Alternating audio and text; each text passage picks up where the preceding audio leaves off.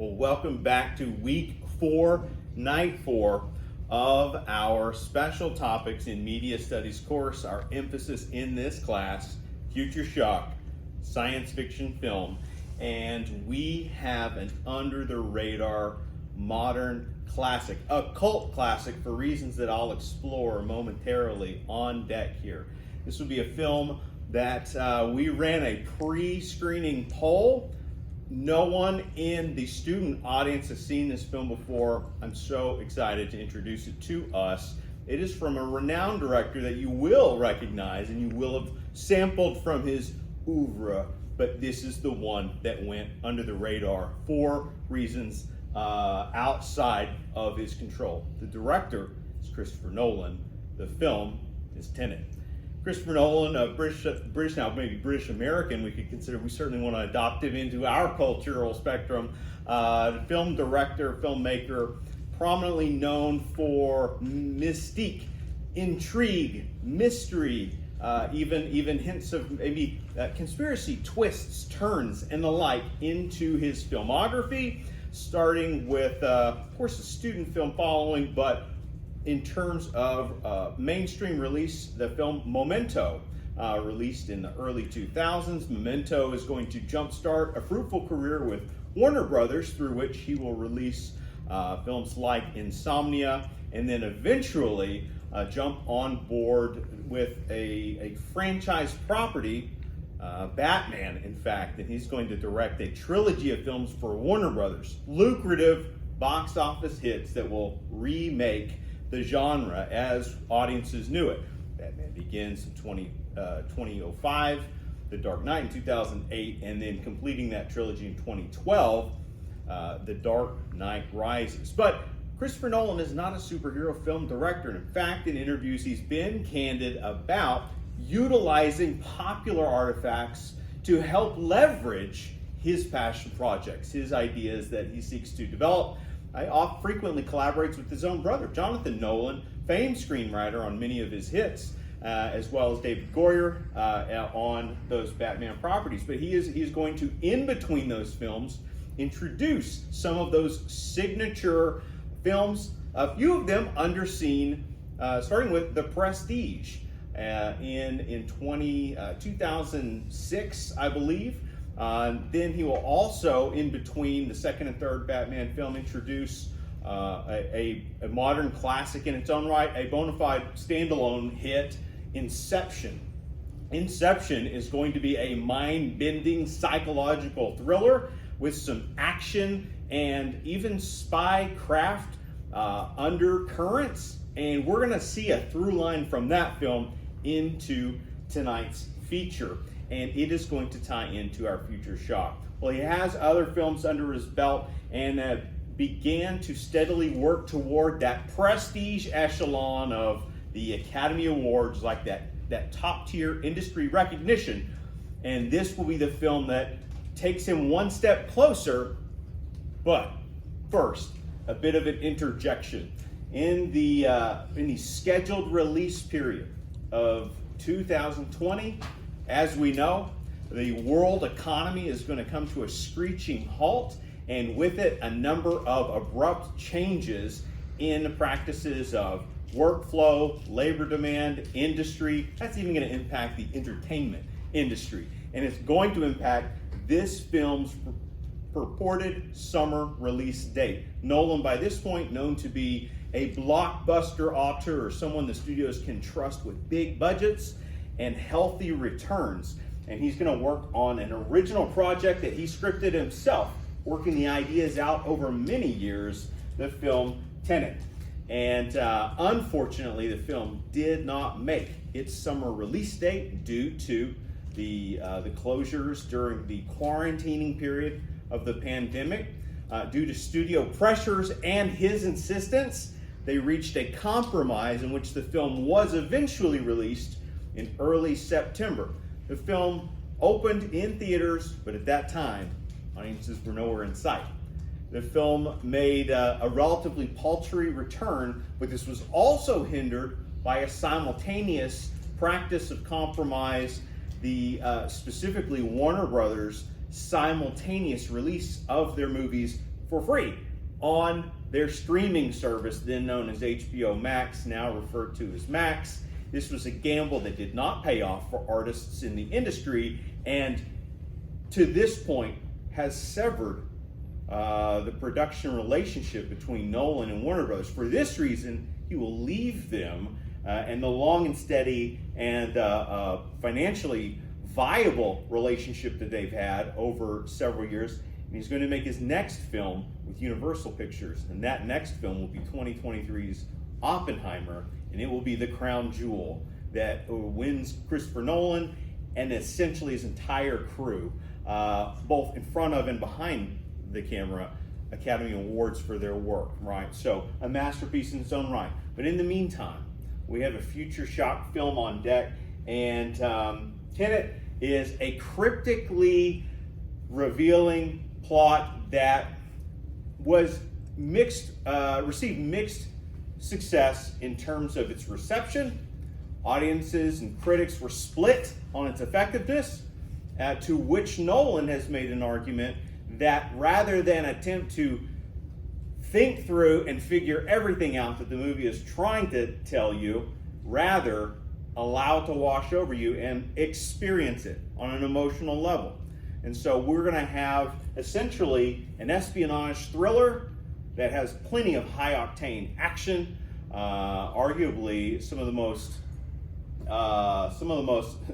the loudest action set pieces, and a lot of practical effects, but no shortage of tricks and trick photography to pull off yet another fable in this director's career. And so let's tie it into our weekly materials, our reading materials here. So this week, it felt appropriate to link the film up to Toffler's Future Shock. The fifth part of his book emphasizes the limits of adaptability in which this social theorist tackles future shock, the physical dimension as well as the psychological dimension. So a way that we can think about and experience the film through those theoretical tenets, not to be confused with tenets.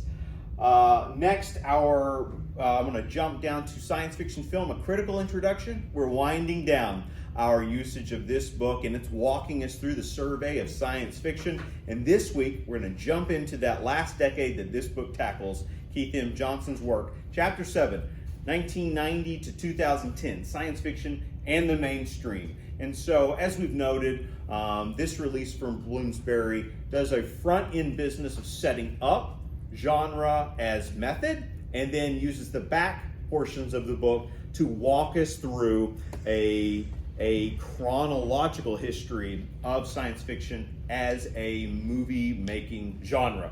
And then finally, the newest release, right? Michael Harris's Come With Me If You Want to Live, The Future as Foretold in Classic Science Fiction. Well, a perfect companion read this week, or at least as perfect as we can get from the Harris book, would be his the chapter that he's building toward, Chapter 9, tentatively titled, Come With Me If You Want to Live. It's too late to avoid Terminator 2, but there's still time for a human resistance. Well, if you know anything about not only Terminator 2, but maybe the franchise in general, and we get that at this point in time, you don't have to have seen these films to maybe understand a little bit what they're about. The premise of Terminator and Terminator 2 Judgment Day, its sequel, is that in a future dystopian world, a post-nuclear Earth, sentient life forms, machine killers are sent back in time to stop a human resistance from building and eradicating them in war. So it's a man versus machine parable played out in our modern contemporary reality in a man versus machine chase film series. This film does not feature time travel in the traditional sense that we know it, but this film does test our boundaries of what is purported in the laws of physics. Something to keep in mind as we work through this narrative. And so let's set up our weekly themes. And I'll start with the continuation of that theme from Toffler, limits of adaptability. let's also look at the theme of a generation reared on high-speed change. This is a high-speed movie, and it's a movie about tensions between how we function today versus what terrors and threats may exist in our near future.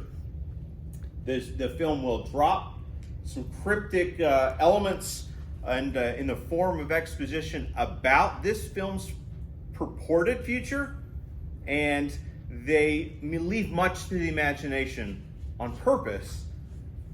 Be welcome to embrace that rather than challenge it. Technology outpacing humanity is an interesting concept, and here we will see the law of physics, as I just previewed, combined with future shock technology and what that may hold for us.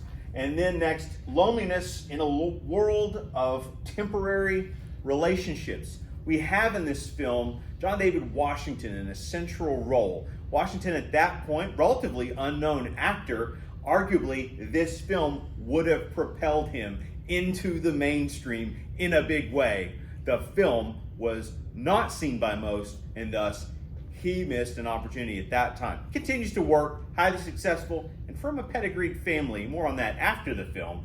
But I say that to say Washington has screen presence and definitely lends himself to not only the physicality that his role demands, but also some leading man charm. Well, he's accompanied in the film by Robert Pattinson of the vampire love lore, but also our most recent incarnation of the Caped Crusader. Pattinson, a longtime gem of indie film directors, but here he really shows his chops and steps up his game as a mainstream big budget film compatriot. Well, also it might be remiss not to mention that Tenet will mark the final screen performance in a storied career for a frequent collaborator of Christopher Nolan, actor Sir Michael Caine. You might remember Michael Caine as Alfred in Nolan's Batman films. Well, he had a long career before that. Check out some of his work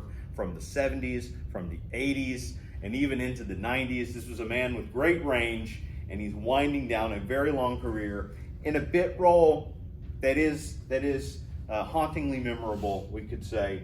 And ultimately, this leads to a key term, one of two that we're going to incorporate here. So let's identify and define these key terms. The first would be inversion. Pay close attention, as this film is going to embrace the term inversion as a proper means to understanding how the world works in Tenet. Well, our definition here in noun form is an act or an instance of reversing in position, changing to the contrary, turning upside down, inside out, or inward. Food for thought as we move toward the film. And our film focus. I want to pay close attention to three areas that we don't always put as much focus on, and suggest that the success of this film really lies in these core areas of media production. The first would be sound design. The second would be film score.